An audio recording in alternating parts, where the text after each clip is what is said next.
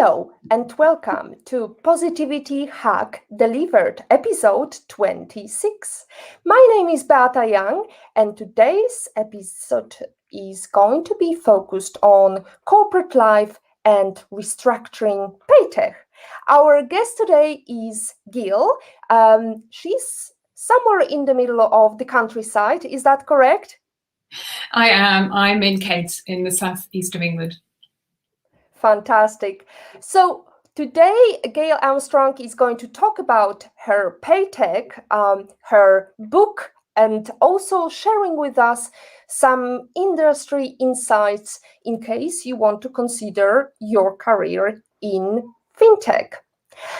Let me remind you, this is a grassroots community that focuses on women on IT, an inclusive forum of women in technology, startups, and female leaders who are supported by men as well. And I bring heart to that hustle because empathy is my motto. And empathy is critical when you are jumping from corporate life to restructuring Paytech. The two most important days in your life are the day you are born and the day you find out. So Gail found out with her Paytech company that it's not always disadvantageous when somebody decides to shift from working for a big corporation to a smaller one. While the transition is difficult, it is better to find one's true passion, whether in a big or a small company. It is time for another Positivity Hack Deliver, and join us in the discussion with Gail, ask questions, and discuss with us. Gail herself shifted from working for a big corporation to growing an international Paytech effectively. Prior to pursuing her passion and growing an international startup, she was a managing director at Accenture, working with C-suite clients to create and implement innovative solutions to complex strategic problems. She was client account lead for both operations and technology in a top-tier global bank. Gail was also the people lead and the diversity and inclusion lead for banking, two things she's very passionate about. Gail is also an early stage investor and non-executive advisor to scale up fintech, legal tech, and femtech business. Gail, we would like to start with this new book you're talking about. Here is, we are going to show the cover of the book. Can you tell us a little bit about what's it about and when did you launch it? Sure, no, not a problem. Thank you very much, Sol, for the very warm introduction. So Reset Your Health Naturally actually was a bit of a hobby and something that I did for fun. I really enjoy food in all aspects, talking about it, photographing it and eating it. So that's one of my passions, and I also enjoy photography as well. And this came about actually because I was having, some I guess issues with my digestive system, and actually an alternative practitioner had suggested that I should cut back on sugar. And when I say cut back on sugar, she said, you should do 30 days at least of no sugar. And I said, well, what can I eat? And she kind of looked at me and said, do some online research. So I embarked upon this 30-day of no sugar, which included, no fruit, no root vegetables, no bread, no meat, all of these things, no caffeine, which was very hard. It was even harder than the sugar.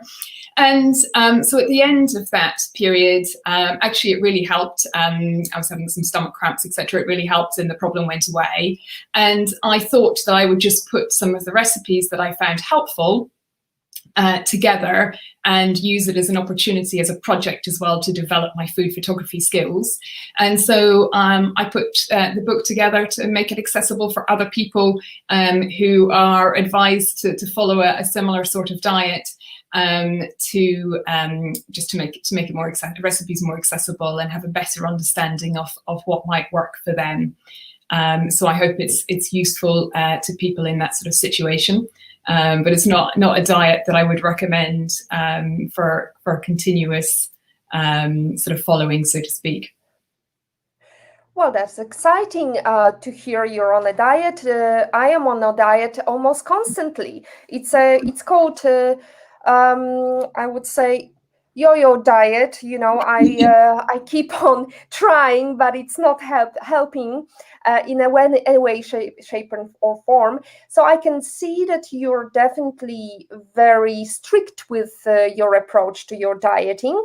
And this is probably quite helpful when you are restructuring a Paytech company. Can you tell us a little bit about how you approach that? Sure, not a problem. I wouldn't necessarily link the two. I think about food as living a healthy lifestyle on a day-to-day basis. However, I am pretty disciplined, and that definitely is helpful when you're starting a new business. It can be quite challenging. There's a lot of unknowns. So where do you start? What do you do on a day-to-day basis? And also to keep going, having come from the corporate world, suddenly I didn't have, a kind of performance development structure, if you like, and management and so on. I was entirely accountable for getting down and doing the work myself. Many things that are quite complex, things that I hadn't necessarily done before and had to upskill in. So definitely being disciplined and structured has certainly helped to start the business.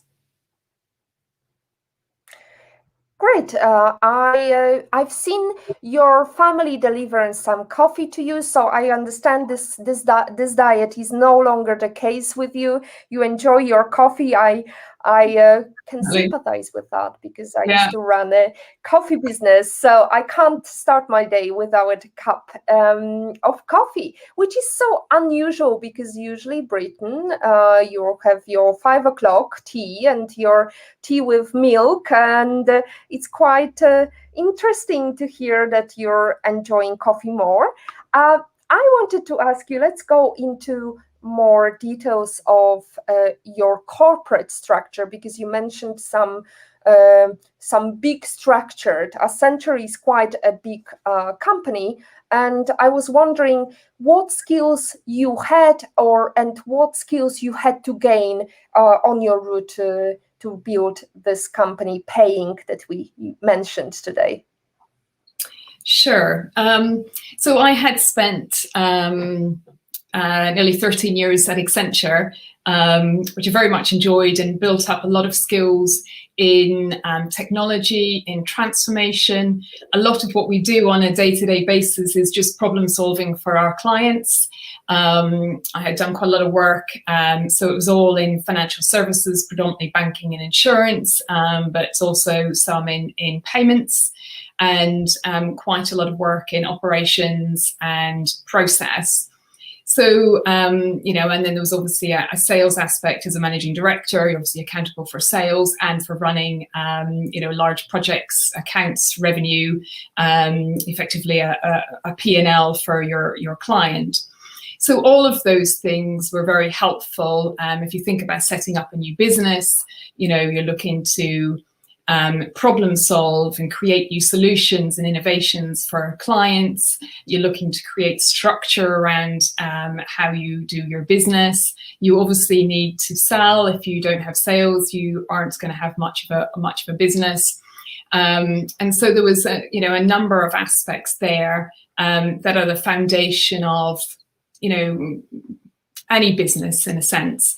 And then there were some things that were specific to Paytech, around the payments operations process experience, and also experience in professional services. So our main clients are in professional services, particularly accounting and legal, but a number of other areas as well.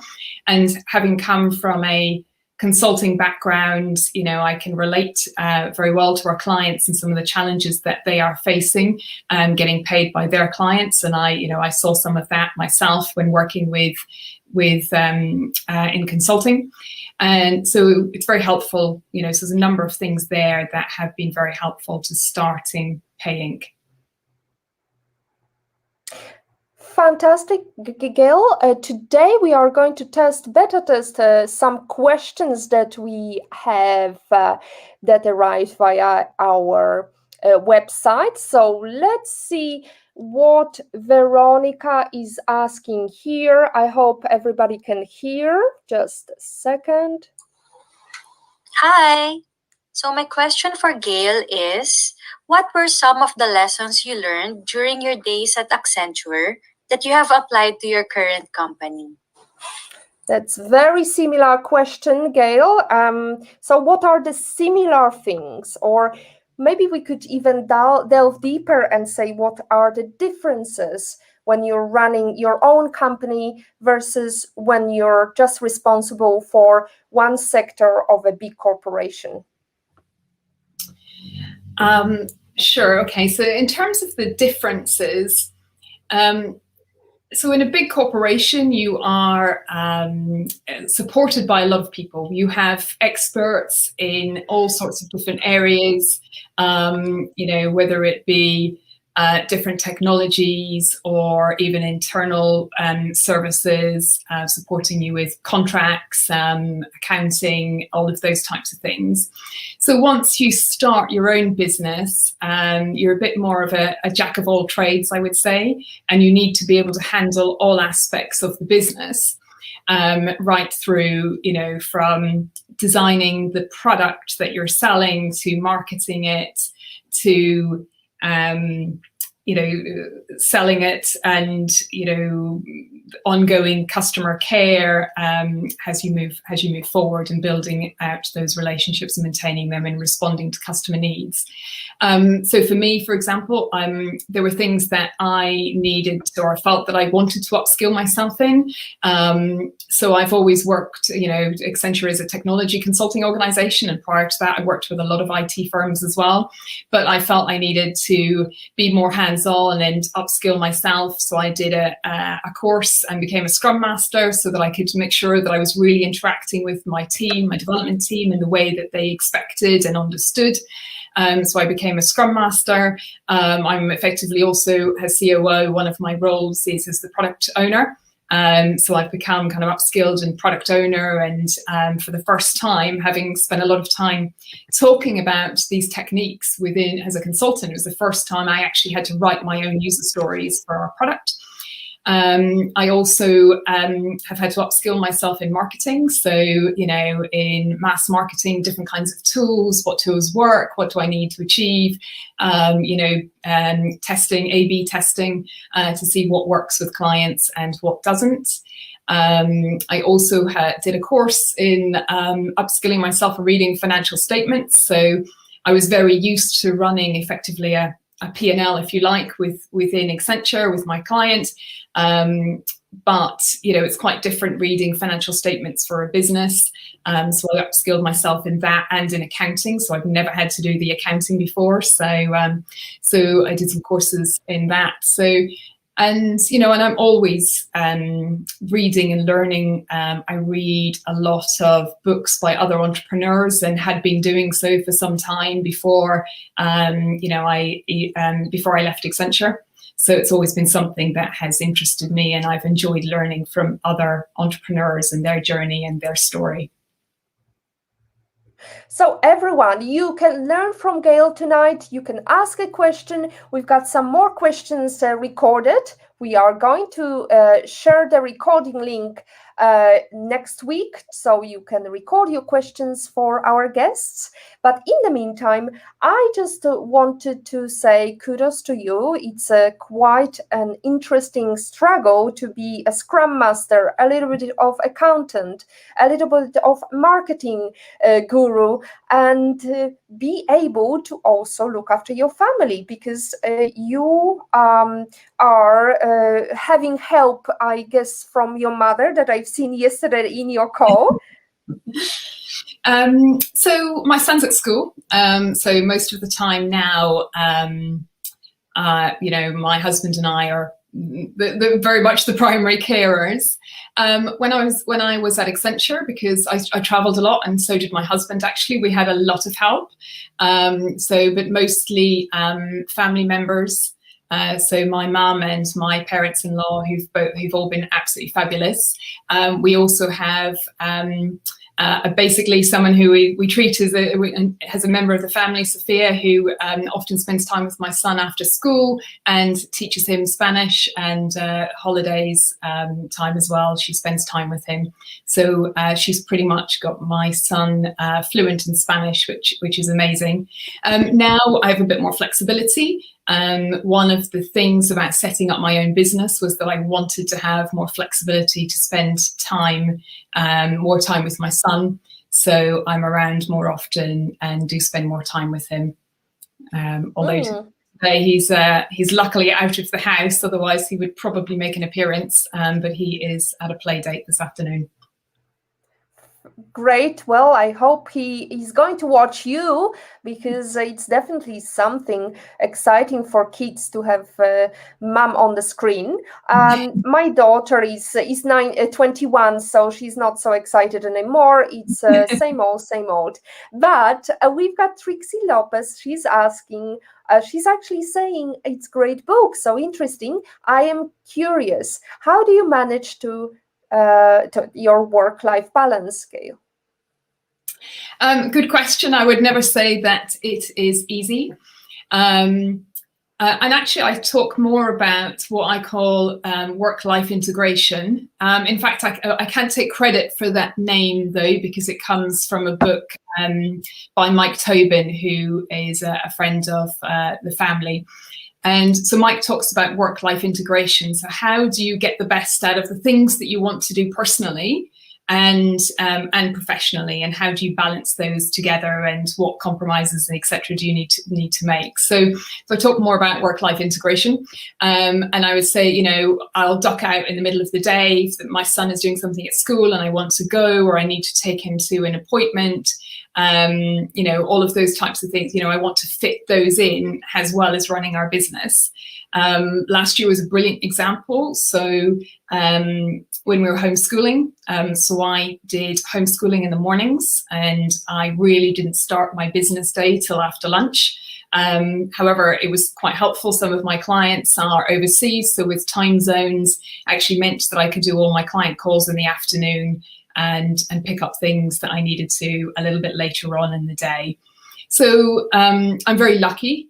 One of the things that when I was looking at, you know, starting my own business, and actually had a lot of ideas, and for a long time I had a little booklet, a notebook where I was writing down lists of things, and I'd been even experimenting with things in my kitchen. I told you I like food. But even with the things that I was experimenting with, what I realized was that they were going to be very kind of physical, tied to a physical location, and very time intensive, for me at least, to get the business going.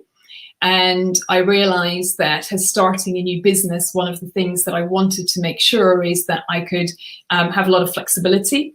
So our business is 100% remote, you know, remote working, etc. Certainly at the moment, and so I wanted to have a business that allowed me to be very flexible in where and how and when I worked. And so it's been really nice to have that control, and that has certainly helped with work-life integration. So work-life integration is the new term instead of work-life balance. I wanted to ask you, because you mentioned you started your business before the pandemic started, shortly before, right? When was it? Actually, just after. So I was still in a sort of big corporate world at the beginning of the pandemic, and then started my business in COVID. Yeah. So what was the biggest struggle for you? Starting the business during COVID, or adapting to the new way of life? Starting the business. I think it's a you know, quite different dynamic when you already have got an existing business, your client base, and you can pivot. Whereas starting the business, I'm not sure. Yeah, so I guess the biggest challenge is starting the business. In the early days, there was quite a lot of intensity around very quickly building our product.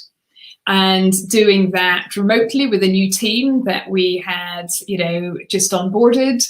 So it was creating that team, learning how to work with those individuals, bringing together as a team, creating our culture as well. We were really starting from scratch. And, so we had a lot of activity kind of during the day, working hours, with the team, etc. And then alongside that, we also had to start creating, our policy documents and, all of the, terms and conditions for our clients, etc. So we had a very exciting but intense, really, it was 4 months from when we sort of started the business to building out the Paytech product and software, and then to launching that and onboarding clients. So that was, it was probably juggling all of those balls at once, meanwhile kind of upskilling ourselves to make sure that we had the skills to do what we needed to do, at least to get things to a good enough standard. And then as we grow the business, we can engage more professionals in particular areas to help bolster our weak spots, let's say. Well, as they say in startups, and it's not my quotation, done is better than perfect. Sometimes you have to settle for doing something rather than perfecting it over and over. Probably starting from the scratch, having the team that you have to work remotely only, and rather than, being in situ and then going remotely was useful, wasn't it? Yes, I think that it was definitely COVID, I guess, made a number of changes, and one of which it just became the norm to work remotely, and we as a company don't know any different. And so absolutely, I think that that's been, a good thing, and has given everybody, it's helped us create our own culture as well. We very much talk about being sort of family first, and our kind of remote working culture means that people can be at home and they can pop out. So several members of our team have their own family, etc., and they can pop out if they need, to take kids for an appointment or to do something with the family, or even if it's just to go to the gym. We're really supportive of that.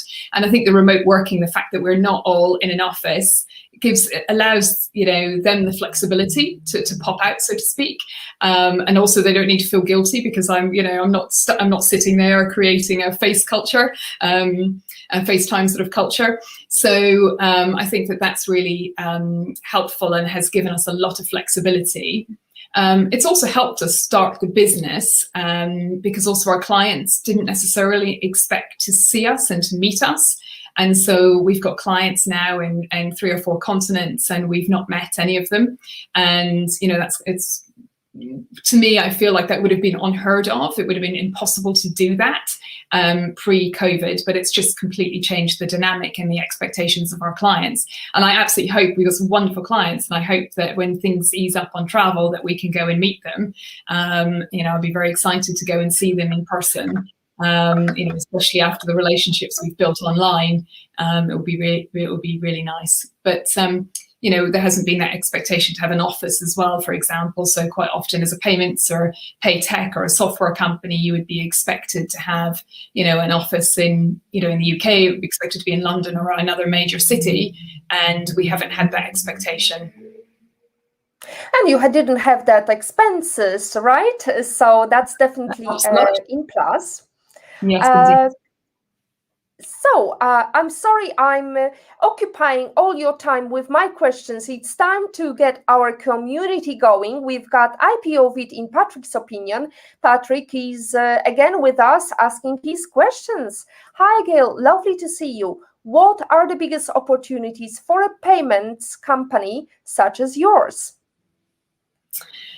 That's a big question.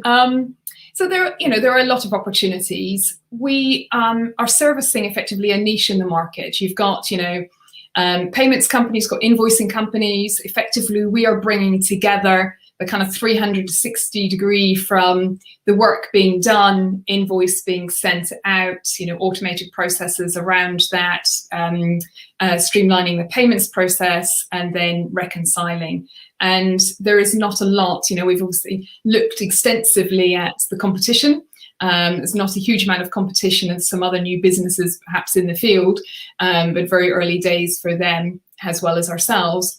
So there's a lot of scope to go after that. It's a service that most firms need that are, that are billing their clients. So there's a lot of opportunity in terms of potential clients available to us.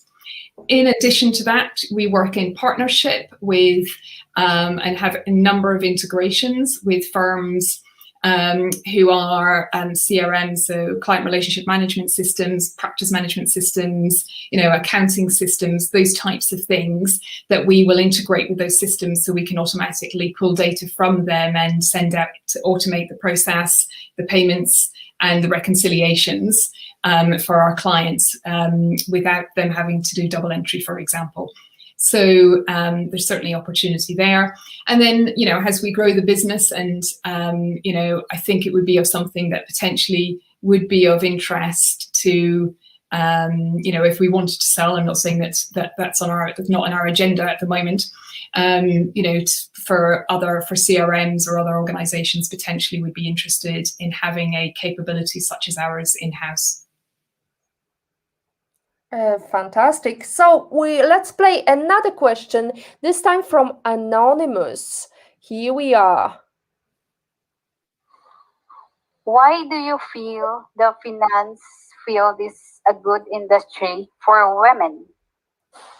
So, Gail, why do you feel the finance industry is good for women? Do you feel that?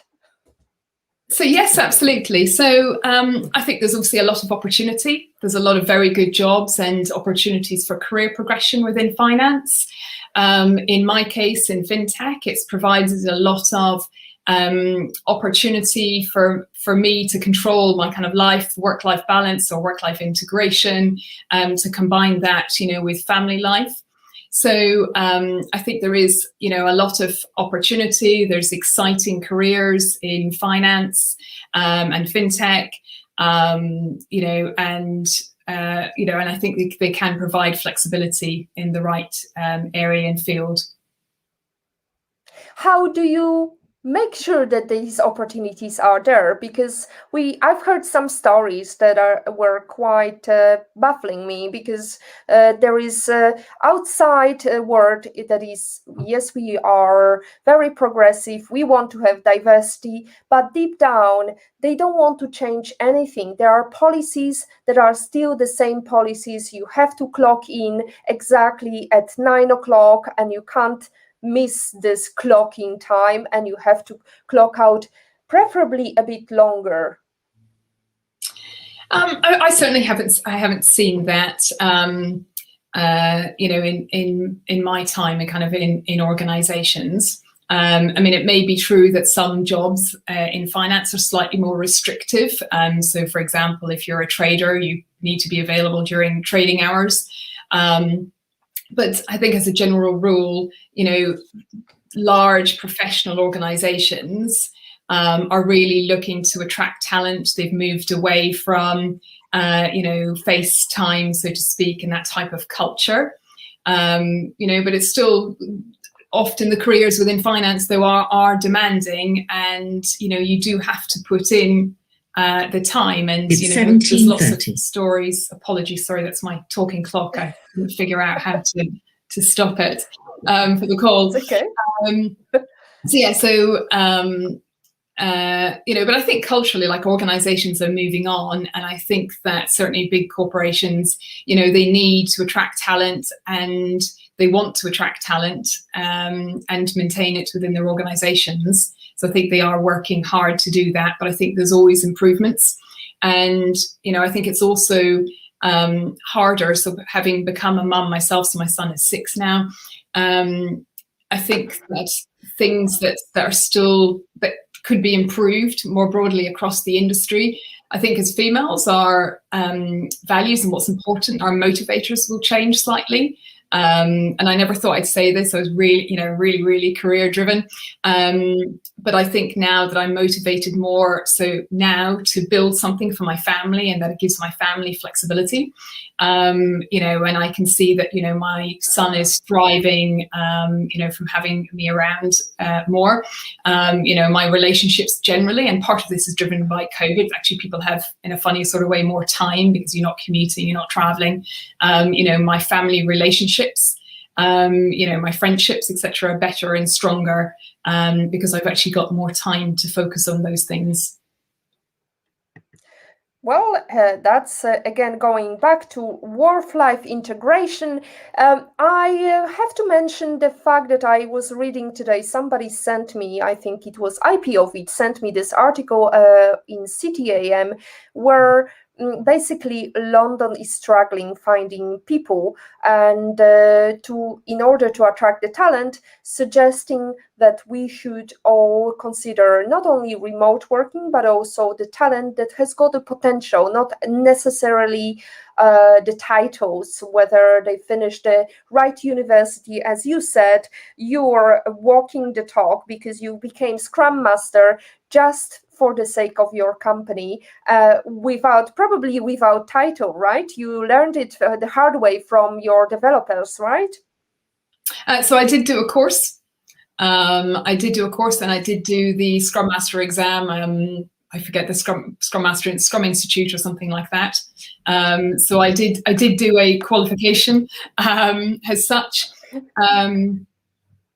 But yes, so was there another part to your question? No, it was just a comment, Gail. I'm very happy to continue. There is praise from IPOV, Patrick's opinion. Thank you, Gail. Great answer. So much opportunity abounds. And we've got a question from Olga Vasina. Great show as always, Beata. Thank you. Gail, welcome. If you look at FinTech or even just Paytech, how do you think it will look when your son is an adult? That's a tricky one. That is indeed. Thank you, Olga, for the question. So yeah, a good question. I mean, I think it will be very different. I mean, from what it is today. I mean, I'm trying to think of the kind of next generation. I haven't given it a lot of thought, but the kind of next generation of, my son's paying, obviously today we're paying by watch, but it's almost, will we all be chipped and be paying, by chip, so to speak, and not have to carry our watch or our wallet or e-wallet, etc. So I think that there could be major sort of developments there.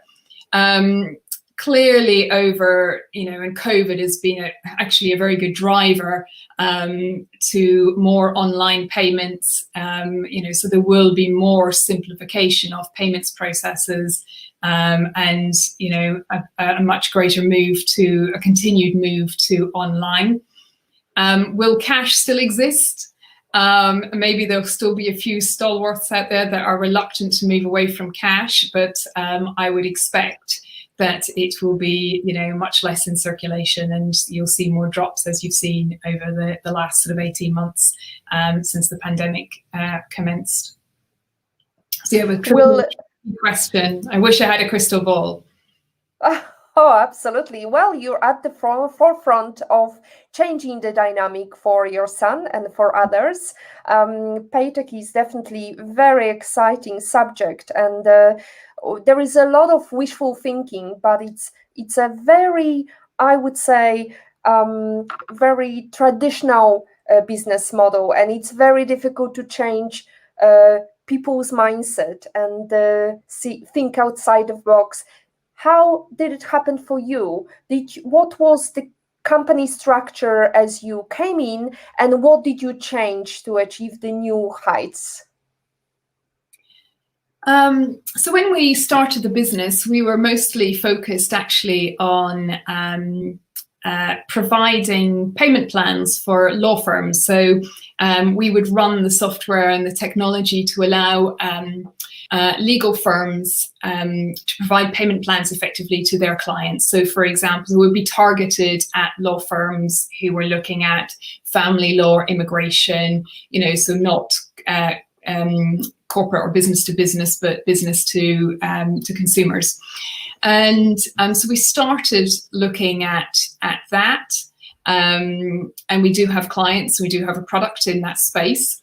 But what we found, as we were trying to find our product market fit, and, it took some tweaking and adjustments and being a little responsive, we found increasingly that the demand and the opportunity in this space that we sort of pivoted to around, payments, accounts receivable, that sort of 360-degree from work through to cash and reconciliation, was just an area where we felt that there was more potential and more opportunity, and also better lent itself to my skill set and the skill set of my business partner.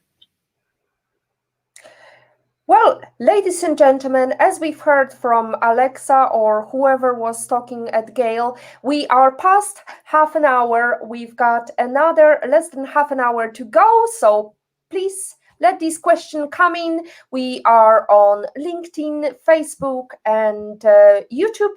If you have any question for Gail or any observation regarding Paytech or any idea for Gail's business, please speak now. Can you share a story, because you've been working with Femtech, you mentioned that you're an early investor. Can you tell us a little bit about that part of your passion?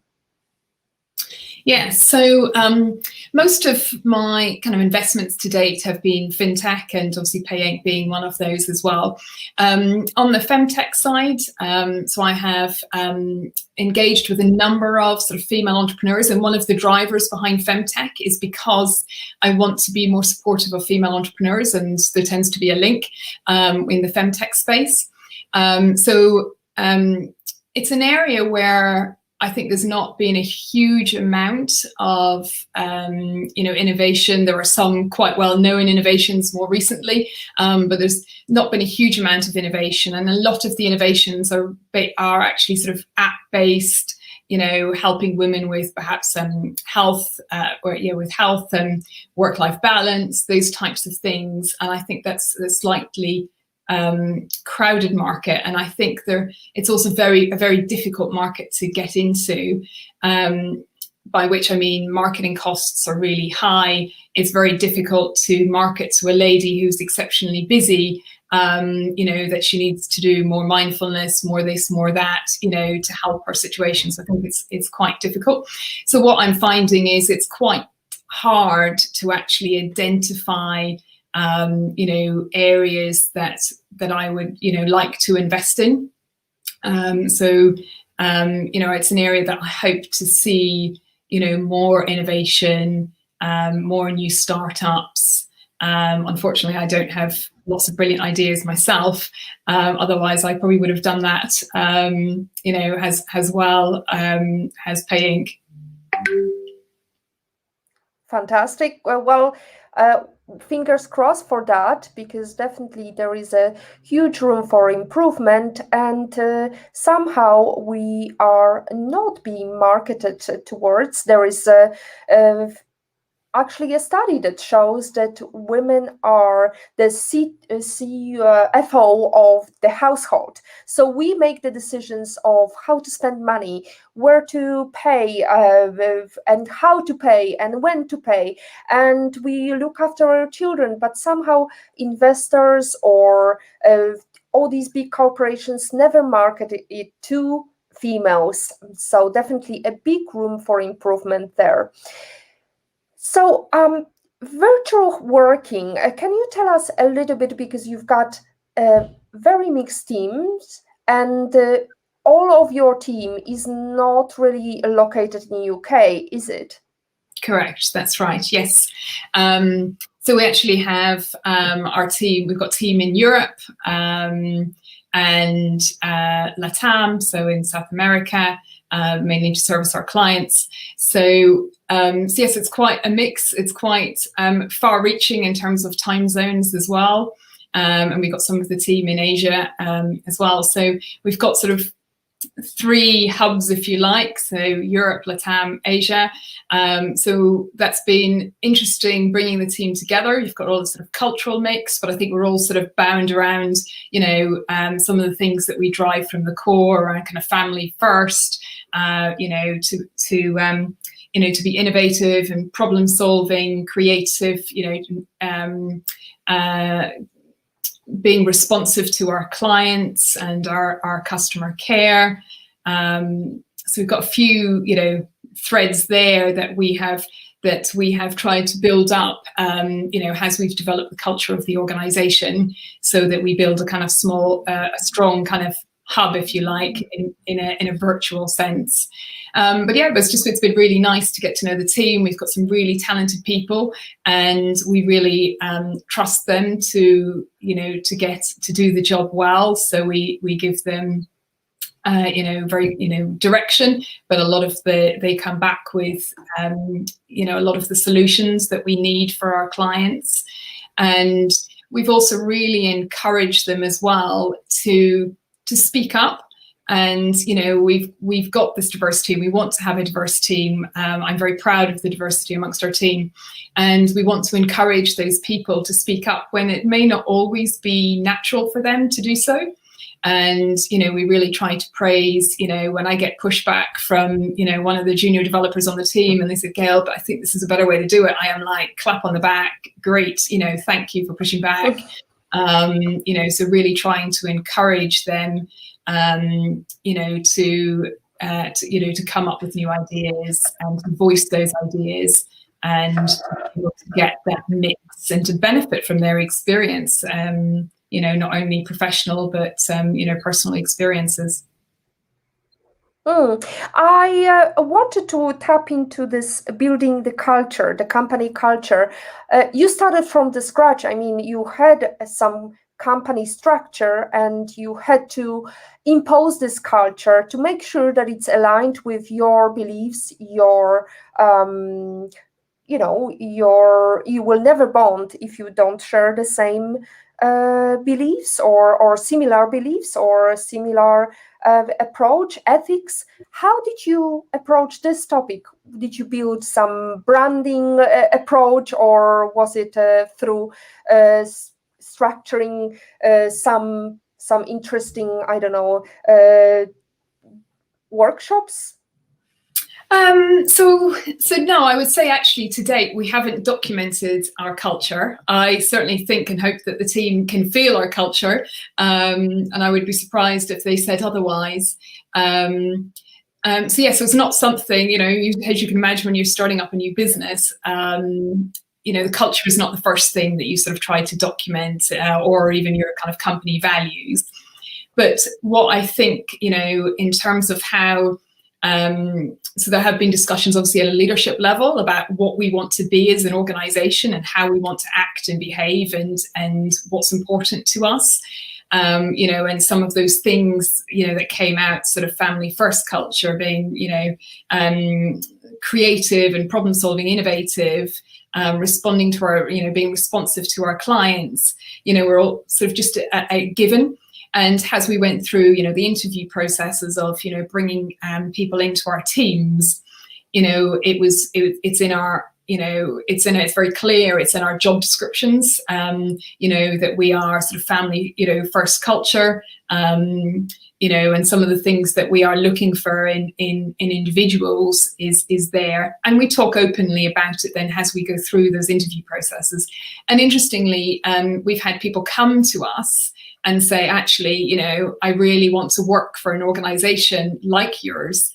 Do you have openings and things like that? So it's actually been a very positive way to attract talent, and to attract interest in our organization, through those sort of messages that, as I said, we haven't written it into a policy per se, but are certainly things that we, think, feel, emulate on a day-to-day basis. And actions speak louder than words. So, one of my team yesterday, messaged me and said, can I delay the call because I need to take my daughter for, a vaccination? I'm like, sure, no problem. Let me know when you're back.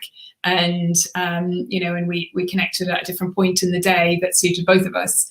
So we very much have, we live and breathe what we're saying, but we still have very high expectations of our team. We still expect, us to see at the end of a sprint, to see those outputs and to see them building up through the sprint, but, to get to see those outputs at the end. We have clients who depend, are waiting on us to deliver, the goods, so to speak. So we have to make sure that we're also, on track and getting the work done, but we're very flexible about how and when it gets done. Well done. I definitely would say it's well done, because it's very important to remember that we are just people and we need to keep that work-life integration. Olga Vasina is curious about the fact that you've got a very big cultural mix. What are the most difficult issues with working virtually with a diverse group of staff across the world? Language. So time zones are the main challenge, I would say. It's also an advantage as well. So we effectively have a almost around the clock working model, because we've got teams in different time zones, which is amazing. It means we can deliver really quickly. So our team can be developing overnight, and it goes to our quality assurance team during the day or in the morning. It's there when they start their day, and we can basically get from development to live in a very short space of time. So, within a day, we can have things developed and pumped out to production. So that's actually really exciting. But sometimes when we want to get the team together, or it can be challenging to get everybody together on a call, and usually it means somebody is slightly disadvantaged. So that can be a bit more challenging, but thankfully the team have been very flexible, and also they know, if they're on a call late with us at night, I don't expect them to be at their desk first thing in the morning, their time. That they can have a lie-in or go to the gym or whatever they would normally have been doing when they were on a call with us late at night. Absolutely. Are you busy or being productive is definitely the key here. Before we delve into the last question we have recorded by Marianne, I would like to ask you, how big is your team? How big did you grow your team? So as you can expect, we're still a startup. We're still relatively small. We're also a software business, which makes things a bit easier. But we're about a dozen people at the moment. And, Great. And some of us were a few. Are you doing all the interviews yourself, or is it mix? So yes, so myself and the CEO, basically we do all of the interviews, and sometimes we have other members of the team who will also interview, depending on which team we're looking to recruit into. So, clearly we want, our lead developer and scrum masters, etc., to be comfortable with people who are coming into the dev team.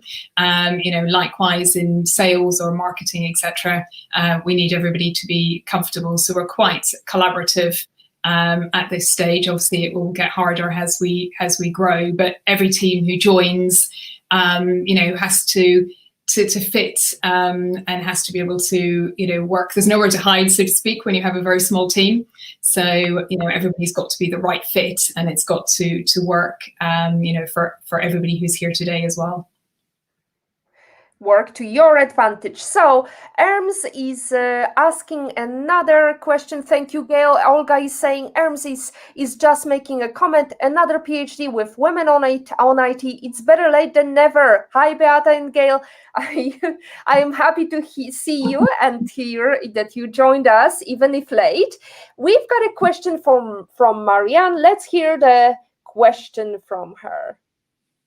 Hello, my question is, what are your daily habits that you believe contributed to the success of your company? Thank you so much. Here we are. What are the daily habits of Gail?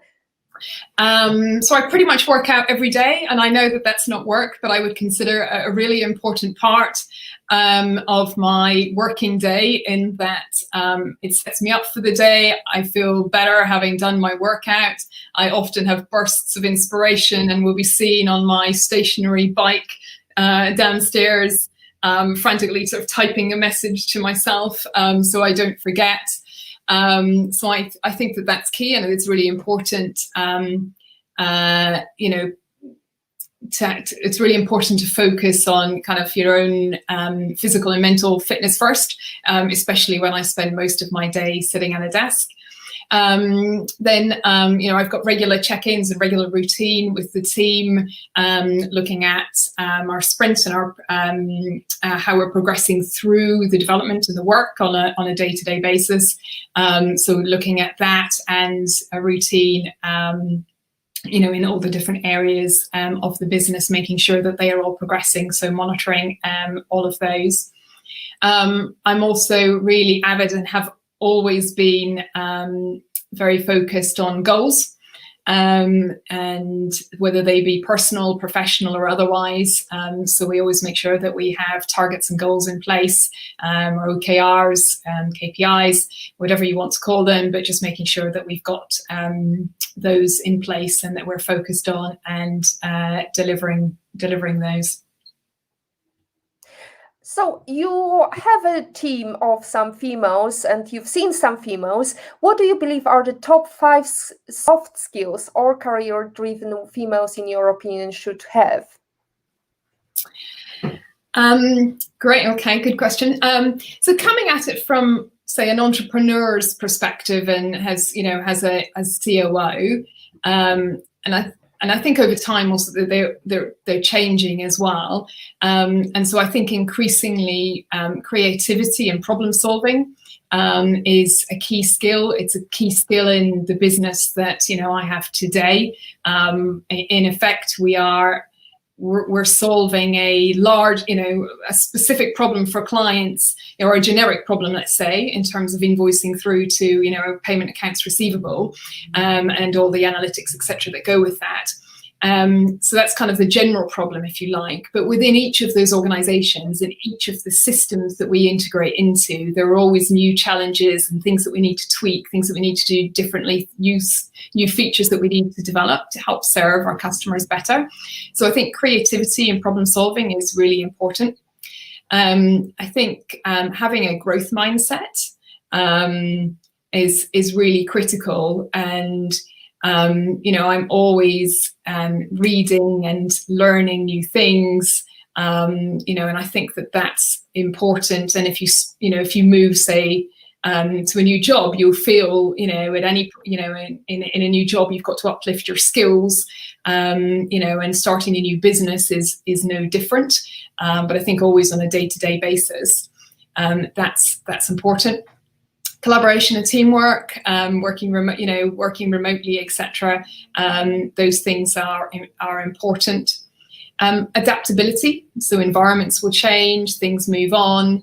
Even over the duration of my career, it's almost been broken into, give or take, 10-year chunks where I've been doing different things in each sort of decade.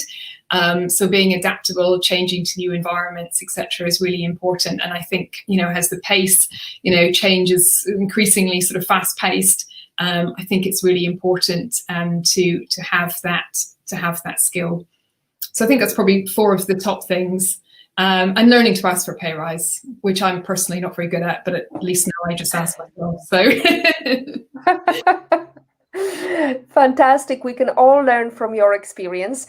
Are you working on an exciting new project right now? I mean, there is one book. What would be the next book if it's happening? So there's no book in the pipeline at the moment. There may be one day. It's just something that I really enjoy doing. And it is a nice project for me in a sense, especially if I combine it with the photography, which I, obviously also enjoy. Reading's also something, I've mentioned obviously a few times as we've been talking, but it's something that's really important to me, and I've just been teaching my son to read, and that's been like the most amazing experience. And now he's reading independently. For the first time, he said to me about a week ago, I'm really excited to read the next book, and it's amazing. So definitely something that's important. I've just become a STEM ambassador, and I think I like that concept of working with young people and getting them interested, hopefully, and excited about careers in STEM. I'd like hopefully I'm looking to find something else in that sort of space that really resonates with me, and increasingly that I feel that may be around kind of children's education and reading ability, etc. So that's something that's definitely of interest. Outside of Paytech in itself is obviously an exciting new project for us, but beyond that, I'm also an advisor to a very exciting and fast-growing company that's scaling up called Influencers Club. So it's been really exciting. They're a really young, dynamic team. They're growing quickly, so it's been really nice to work with them and actually to learn from them as well, particularly as they're in sort of marketing space. So it's been really exciting to learn from them, as well as to coach them and to help them with their challenges, and to talk with them on a weekly basis. I always feel excited, when I speak to them, and excited for their progress. Well, I think it's a great opportunity for you to share this video and share what you achieved and what you have done in the past as a great mentor and with great experience. They can definitely learn from your experience, and whether they are influencers in the fintech space or Paytech, whichever area. Can you please give us your favorite life lesson quote, and can you share with us the story how or why it is important for you? I'm actually probably not going to quite choose a life lesson quote, but I will tell you about a song, and it does contain a couple of quotes that I'm quite fond of. So actually, I can quite often be found in the gym listening to a song called "Energy" by a British duo called Disclosure. It's electronic music, if that's your thing. But actually, there's a couple of quotes in the song that I really, really like. And they released it during kind of the time of COVID, so it was because it had very positive kind of messages. But one of the lines is, "If you're alive, you have not reached your best yet." And I think that's a really good reminder of growth mindsets that I've talked about, but also to be striving to be your best. So for me, I'm not always the most patient person, so I'm working on, increasingly being patient, on generally improving my skills, as I've talked about in business and so on. So that's one line that really resonates with me. The other is, "Where your focus goes, your energy flows," which I don't think we can necessarily attribute to the band. I think it comes from somewhere else before that. But I do think it's a good, reminder to focus on what's important. And particularly when I'm, running the business, there are so many different things that I can be doing on a day-to-day basis. It just reminds me to make sure that I'm prioritizing rigorously and focusing on the things that really matter, because our energy is finite, and it's draining to or a shame to waste it on things that don't matter, or to be doing things that I find exhausting or draining as well. So I do try and manage my sort of workload so that the things that I'm not good at, or that I find very draining or tedious, that I look of ways to allocate them to others. So that's my fantastic quote. Gail, I think it goes well with since it's something that you discovered during your workout. It's a great opportunity for me to quote Jeanette Walls, who said, "Sometimes you need a little crisis to get your adrenaline flowing and help you realize your potential." And today's positivity is definitely, we have to focus on the positives, so the negatives become positive. this is the end of our show. I'm going to ask you one more question. Imagine the pandemic is over, the lockdowns all across the world are over, we can travel and we can do it freely. Who would you invite to have a private breakfast with, and where would you go to? Oh, I mean, there are a lot of people I would like to have breakfast with and a chat with. I always find it really inspiring when I talk to other entrepreneurs. And somebody that I haven't met is Anne Bowden, who started Starling Bank, and I was recently read her book, Banking on It. Actually, I think I was on the shortlist when it came out, on the pre-order list, so to speak, when it came out. And I think I'd really like to meet her because I just have a lot of admiration for her. I think what she did to build a bank is pretty ballsy. So I think it would be great to meet her. I also, again, thinking about quotes, she has a quote in her book where she talks about, she kind of had a choice. One was to sort of like, start a small retail shop, a clothing shop, or to start a bank, basically. And she's like, well, at least if I fail doing the bank, at least it's courageous. If I fail doing something audacious, it's courageous. So, and I really liked that. I thought it was really inspiring. And obviously because she's in fintech effectively, being in the sort of fintech, Paytech area, I think that it would be great to meet with her. And in terms of location, I'm just in the process of having a new orangery built, so I would be delighted if it was finished so you could come around for a coffee and pastries and fruit. I wish you all the best to meet and have that private breakfast. That's it for episode 26 of the PhD livestream. Thanks to our guest, Gail Armstrong. I would like to thank also our commenters from Veronica Tripsi Lopez, IPOVIT in Patrick's opinion, Marianne, Erminia, Olga Vasina, and I would like to remind you to join us next week to talk about Sisters of SEO with Carrie de Phillips. Thank you so much. To stay updated and ensure you never miss a positivity hack delivered, follow Women on IT and turn on notifications to be alerted once a video has been released. When you focus on the positives get more positives. As always, our positivity quote comes from Positive Thinking Only and goes, look for something positive in each day, even if some days you have to look a little harder. And if you don't like something, change it. If you can't change it, change your attitude, as Maya Angelou would say. Today is your day to hack the future, hack the positivity you want. Gail, thank you so much. Thank you, everyone. See you next week, Wednesday, 6 p.m. CET. Thank you. Thanks for having me on the show.